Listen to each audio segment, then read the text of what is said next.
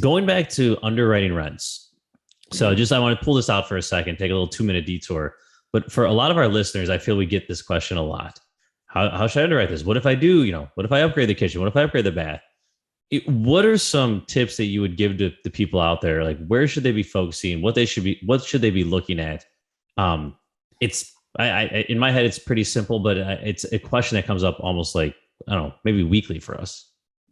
So it's got like, I'm biased because I am in property management. I'm a property manager by trade. Like, my first advice to people would be zip up the building really tight first. So make sure that the envelope of the building is sealed, meaning like your roof, your gutters, your lintels, your parapets, the tuck pointing, the windows, gutters and downspouts.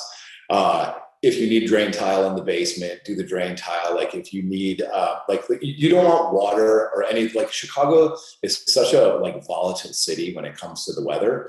And so many of the problems I see on the management side come from the buildings not being zipped up properly. So my advice is always, like, before we even get into the rents and what's going to happen there, like a water damaged ceiling is going to cost you money to fix it. It can cost you a relationship with the tenant.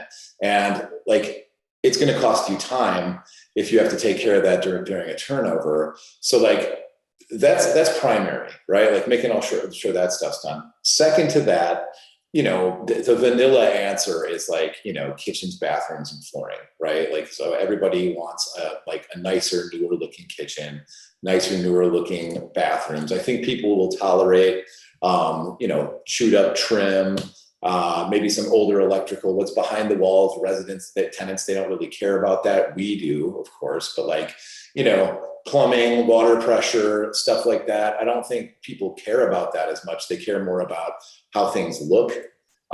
So focusing, like what we tend to do when we rehab stuff is kitchens, bathrooms, flooring, lighting fixtures. And that's kind of like that's like the baseline.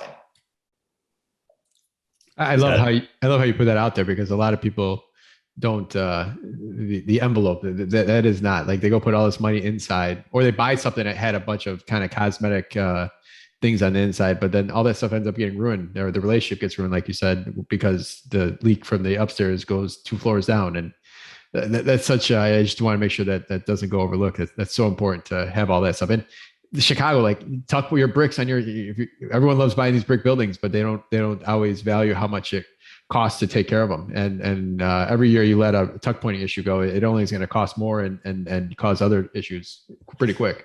Well, and it sucks too, because like, no one wants to spend $30,000 on something that's not going to impact value, really, right? Like, yeah. It's tough. It's a tough pill to swallow, but like, going into it, you have to consider those things.